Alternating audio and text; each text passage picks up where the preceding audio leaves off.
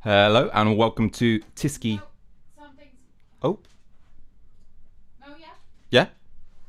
Yeah, sorry. So you're going to count me down again? Or am I live? You're live. Hello and welcome to Tiski Sour. Sorry for the slightly awkward start, but we're here now. I want to begin by saying thank you. As you know, last week we started our subsraiser, hashtag Novara Living Wage. You've all been very generous. So within the first week, we've already upped our subs by £2,000 a month, which is incredible. We are very heartened by that. That means that most of the work that gets done now behind the scenes on Novara Media will be able to get paid. But obviously, we don't just want to keep doing what we're doing at the same level. We want to make more and more and more content. We want a live show ultimately every night of the week. I think our next plan is to have it 3 nights a week. But that's going to require, obviously, more people working more hours behind the scenes, producing these shows so they are possible. So, if you have subscribed, thank you. If you haven't, please consider it. We're asking for, or our suggested donation is 1 hour's work a month. So consider that. If you have donated already, please share our fundraiser video with your friends. Encourage them to subscribe. One more thing before we start the show. We are having another Novara party. It will be on the 12th of October in Dalston. The last one was a lot of good fun. This one will be 2. That's going to get launched tomorrow. Of course, subscribers will get priority tickets and a substantial discount. Now to the show. Back by popular demand, it's Tom Kibasi, director of the IPPR.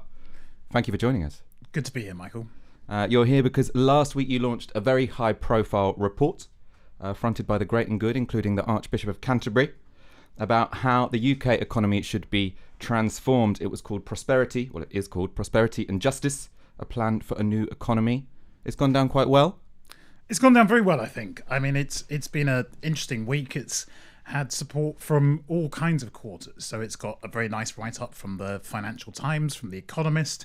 Even the Daily Mail said it was full of truly worthwhile proposals, even if they hated the plan to increase taxes on wealth. Double-page spread in The Guardian, lots of analysis in lots of different papers. The Archbishop gave an interview to the FT at the weekend saying that this wasn't just a crisis of capitalism, but also a national crisis. So I think we've been making a big argument and getting some traction for it. And the Archbishop, what would you define him as? Class war social democrat, fully automated luxury communist, democratic socialist? Well, I think he was attacked today for being on the centre-left and for being a socialist campaigner. I think, look, the Archbishop joined this because he wants to make a very simple point, which is that every person matters. And you need to have an economic system that reflects that idea that every person in the economy actually matters and needs to have a decent amount to live, a decent home to live in, and secure and meaningful work. I don't think he sees it as a party political point. I wouldn't think, he's sort of above party politics. His big point is you need to restore moral purpose to the economy. All right, let's get down to the report. It starts off with an analysis of what's going on in the British economy, what's going wrong, and why. So can you speak to all of those questions? I can. I mean, the British economy has not been performing either normally or well for a considerable period of time. The thing that most people notice immediately is that wages have stagnated for actually more than a decade. So most people haven't seen an improvement in their living standards in more than 10 years. And what's really striking is that has happened at a time of economic growth. So what we actually show is that while the economy's been growing, wages have actually stagnated. That hasn't happened before in the British economy. Up until now, there have been periods when wages have stagnated, but that's when economic growth has been in reverse. Actually, this is the first time in our history that the economy's been growing, but wages have been stagnating. The other striking thing is that only since 2008, or is that going further back? 2010. That's since 2010. The decoupling of GDP growth from wage growth is from 2010 onwards. The striking thing as well is that you're getting this period of wage stagnation while you've got near full employment. So unemployment at a historic low, and you would normally expect that wages would start to drift up as there was a shortage of workers. So that isn't happening either. So it's a very unusual time in that regard. Then you can look at almost any measure, and the British economy really isn't serving the interests of ordinary people. So now a majority of people living in poverty are in working households. For example, 55% of people living in poverty are in working households, so work is no longer a reliable route out of poverty. Young people are set to be poorer than their parents. We've got the widest geographical divide in any part of Western Europe, so the nations and the regions of the UK are diverging further apart. And the underlying problems are ones of trade, so we are not paying our way in the world. We've run persistent trade deficits for 15 of the last 16 years. Those trade deficits have exceeded 2% of GDP. Our productivity levels are lower than our international competitors. So productivity in the UK is 13% lower than the G7 average. And actually productivity growth has stalled since the financial crisis. And finally, on investment, which is one of the reasons why we do so poorly on productivity in other areas, our investment rate is lower than almost any other advanced economy. And that's quite an extraordinary thing to have. Whilst we've got one of the world's largest financial centres located in the city of London, we have an investment rate in the British economy that is lower than most other advanced countries. So the economy really is in a very, very poor shape. And I think, I've put some numbers around that, but most people know that from their experience. The precariousness is on the rise, 1 million people on 0 hours contracts, 4.8 million people in self-employment. Some will be entrepreneurs, no doubt, but a lot of that is bogus, where employers just simply sought to shirk their responsibilities. 5 million people are currently employed at jobs that are less than their skill level. So there are problems throughout the British economy. That's not, I think, a surprise to anyone. What's the specific cause of the decoupling of wages and growth? So it's a pretty complicated set of causes, but at the root of it all in our argument is that workers have too little power in the labour market. So what's really going on, we think, you would normally expect that workers be able to bid up their wages through bargaining, but now some companies are simply too powerful. They don't need to offer more than the minimum wage in order to get workers. The benefit system pushes people into work in an extremely aggressive and punitive way. And so you've created a situation where there's just a massive imbalance of power. And you see that in declining trade union membership. Now just 26% of the population are covered by collective bargaining agreements. In the 1970s, it was 70%. So the mechanism by which full employment would translate to higher wages is sort of broken down. It's broken down because workers have too little power and some companies have too much. And people simply, we talk about this as well, about some of the problems in markets where they've been taken over by very dominant firms. And one of the arguments that we make is that actually these dominant firms, it's not just bad for consumers, it's also bad for innovation, it's bad for suppliers, but it's also bad for workers. Dominant firms are able to keep wages down. And we've got to break away, it's a big argument the Commission makes, got to break away from this idea that wage costs should be kept as low as possible. That isn't right. That's also one of the reasons we've got such low productivity.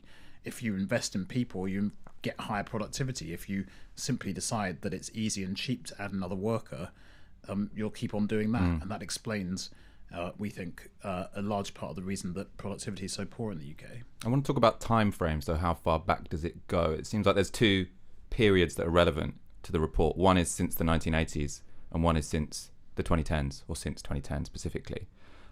So in terms of the low wage economy, the trade deficit, the over-reliance on the financial sector, how do these relate to neoliberalism more broadly, going back to the 1980s, and what's specific to the period since the financial crash and potentially since the coalition government? I don't know how you relate it to that. Yeah, so our argument is that most of these problems stretch back decades. These aren't new, they're all of long-standing. They haven't just emerged because of Brexit. They're not simply the result of austerity, though that obviously has made the economy much weaker than it once was by sucking demand out just when it was needed. So in our analysis, the problems go back 3 or 4 decades. So we make the argument that if you look in the sweep of modern history, we've seen twice before periods of fundamental economic reform. And we think we're another one of those periods now. So after the Great Depression and the crisis of the 1930s, you've got the new Keynesian settlement under Attlee in the 1940s, and that formed the post-war consensus, and that ran through to the 70s. In the 70s, you had a period of crisis again with the oil shock, with stagflation occurring and multiple crises in the 70s. And in the 80s, you've got the free market or neoliberal settlement imposed by the Thatcher government. Our argument is that 2008 marks the breakdown of the neoliberal settlement, right? It actually the edifice falls apart.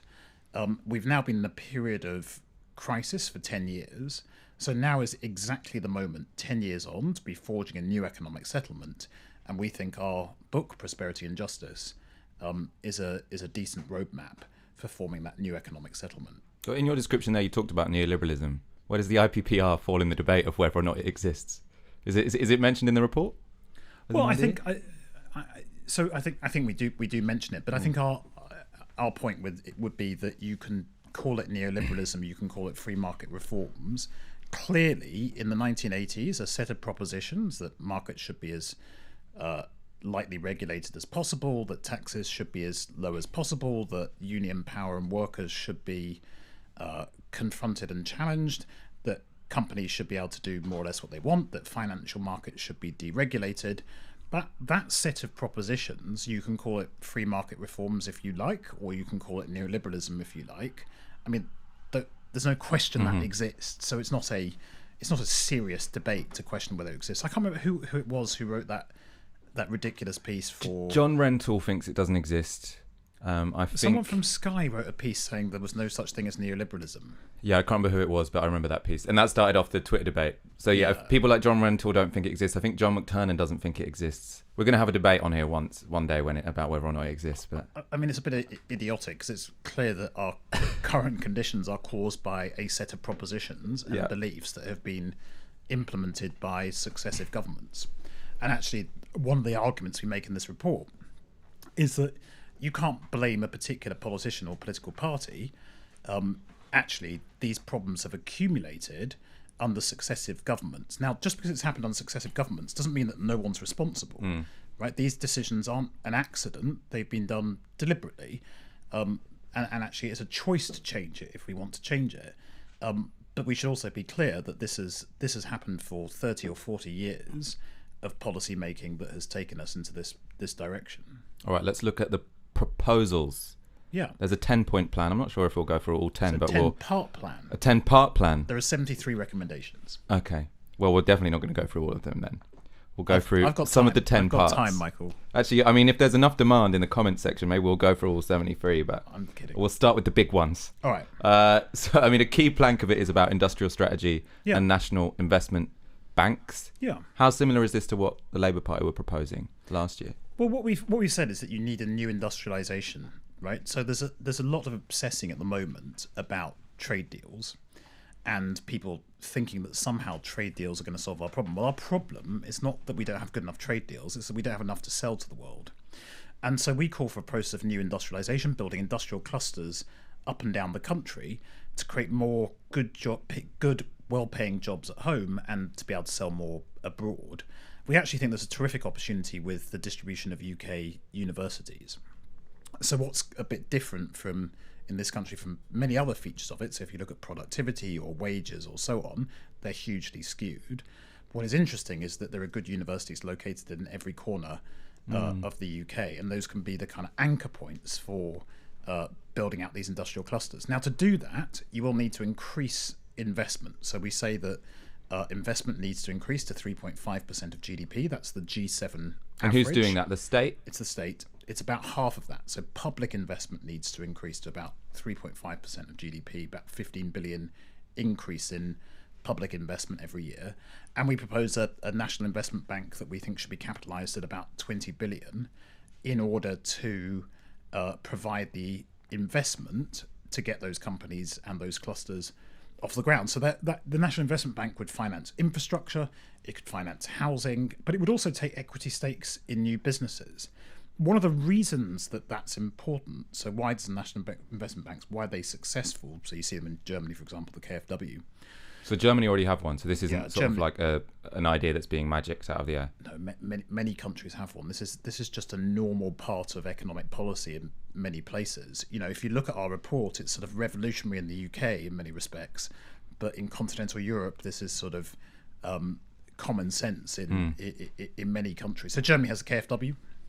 Why does it matter that invests in companies? Well, it's a sign to other investors that you're going to get some degree of policy stability because the state has been prepared to put its money where its mouth is. So that's why we propose a national investment bank. And who decides who gets the loan? Like just on I'm not really aware. How does a national investment bank work? So you've got a bunch of bureaucrats who sort of decide this business is worth investing in. Well, I think the problem with that description is that you take on one of the tropes of the right, that anyone who works for a public institution is a bureaucrat. I mean, I could say you've got a bunch of bureaucrats at RBS. Actually, they work for the state anyway. A bunch of bureaucrats at Barclays or HSBC who make a decision on loans. I think there are plenty of examples in this country. The Green Investment Bank was very, very successful until the current government decided to sell it off.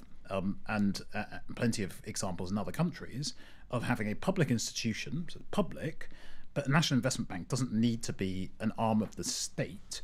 It can also be an independent public institution that pays regard to the government's industrial strategy, but can still make financing decisions independent of the political process. And it still has to make a return, right? That's why it's supposed to not be able to just support lame ducks. Yeah, so it would still make a return, but you could give it a limited mandate. So, for example, rather than having a bank that has to chase the best returns, whether in Tokyo or Tyneside, you could say for a national investment bank that we would actually propose that it has regional branches within England and also a Scottish National Investment Bank, which the S&P have set up anyway, and that it could have a limited mandate to invest in those particular areas and to find good investment opportunities within those particular regions. So it doesn't have to. There's no reason for it to invest in lame duck businesses. Who loses out from this? And I suppose that's another way of phrasing the question of why doesn't this happen already? So, I mean, you saw Theresa May last year in her speech. She was talking about an industrial strategy and she made a department for industrial strategy. Yeah. I haven't really seen anyone sort of stand up on the television, apart from people maybe from like the Adam Smith Institute, saying an industrial strategy is a bad idea. Is this just something that everyone agrees with now and we're just waiting for a politician to come along and bother actually doing it? Or is there something that's blocking it? Is there a vested interest standing in the way of us reindustrializing Britain? Well, there are two things there. So the first thing is that it's a mistake to think that we haven't had an industrial strategy in the past. The difference is that we haven't had an explicit industrial strategy. So we have had an implicit industrial strategy. So if you look at our most successful sectors in the economy, each of them has hugely benefited from government support and state intervention. So you just run through them briefly, right? So we are really well known for financial services being a hugely successful sector. It's had the benefit of huge amounts of government regulation and a massive bailout in the financial crisis. So I'd say that's a pretty active industrial strategy if ever I saw one, right?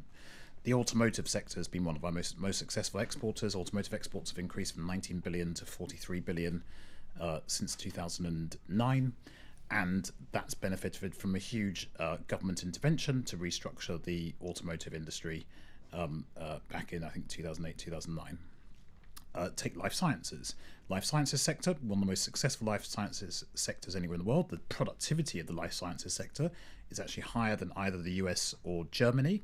AstraZeneca alone accounts for 4.5% of UK exports. And they benefit from billions that go into the National Institute for Health Research and from government spending on the NHS.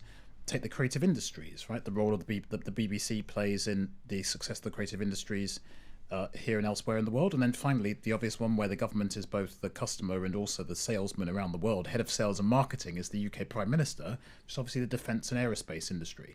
So we've got to set aside this idea that there has never been an industrial strategy. It's just been implicit, driven by vested interests and mainly focused on the south of England. So now having a more explicit industrial strategy is a good thing. It's just that there's a lot more to do, and if you're going to take it seriously, you kind of have to put your money where your mouth is. So who's against it, though? I mean, why? What are the barriers to the industrial strategy that's being suggested by you being implemented even by a Tory government? Well, so they could choose to do it if they wanted to. I personally think that one of the biggest problems in economic policy today is the Treasury. I think the Treasury has become a kind of citadel of neoliberalism, if you will. And I think they are thoroughly and ideologically opposed to industrial strategy.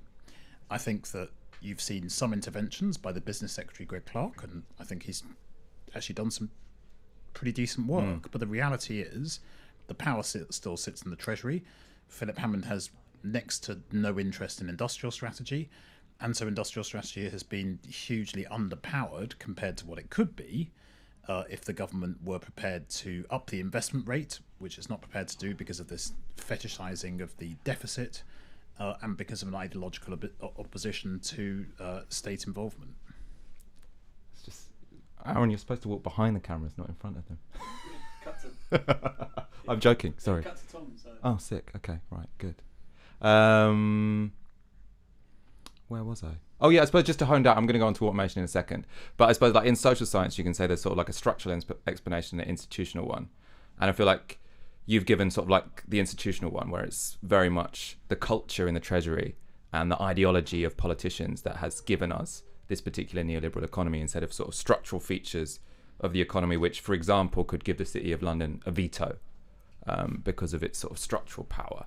And you think it's very much like the institutional explanation. These things aren't so much in opposition, in the sense that the City of London doesn't need to give a veto on industrial strategy. It doesn't make that much difference. One of the striking things about this low investment rate, right? You would say, well, that's bizarre. You've got one of the world's largest and most successful financial sectors and a low investment rate. How can those things go hand in hand? And of course, the explanation is actually relatively straightforward, which is that the city is focused on serving global markets, not focused on serving domestic markets. Now, there is another part to it, which is the large capital inflows into the City of London. We think that they do cause structural problems in the economy, and that they have been